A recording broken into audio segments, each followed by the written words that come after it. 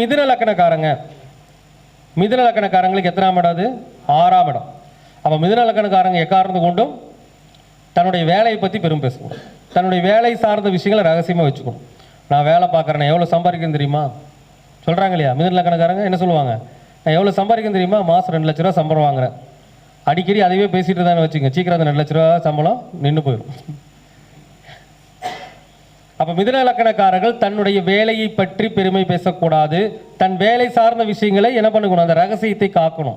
நீங்கள் எந்த வேலை வேணாலும் பாருங்கள், எவ்வளோ சம்பளம் வாங்குறது வெளியே சொல்லாதீங்க, சரிங்களா? இது ஒன்று.